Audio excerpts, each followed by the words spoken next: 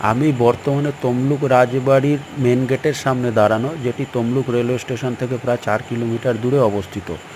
ময়ূরবংশের রাজা ময়ূরধ্বজ বা লক্ষ্মীনারায়ণ রায় এই রাজবাড়ি 17 শতকে নির্মাণ করেন। দ্রৌপদী স্বয়ম্বর সভায় এই রাজারা উপস্থিত ছিলেন।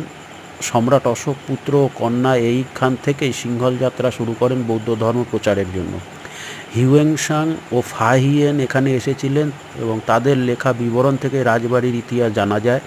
মহাভারত, গীতা ও পুরাণে এই রাজবাড়ির উল্লেখ আছে। নেতাজি সুভাষচন্দ্র বসু, ক্ষুদিরাম বসু, সতীশ সামন্ত ও সুশীল ধারার মতন বিপ্লবীরা এখানে স্বাধীনতা আন্দোলনের প্রেক্ষাপটে সভা করতে এসেছিলেন।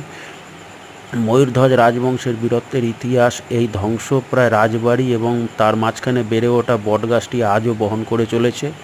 এই রাজবাড়িটি বর্তমান আর্কিওলজিক্যাল সার্ভে অফ ইন্ডিয়ার তত্ত্বাবধানে রয়েছে। এই রাজবাড়িটির বাঁ দিকের একটি ঘরের ভেতরে গুপ্ত সুড়ঙ্গ আছে, যা দর্শকদের জন্য বন্ধ আছে।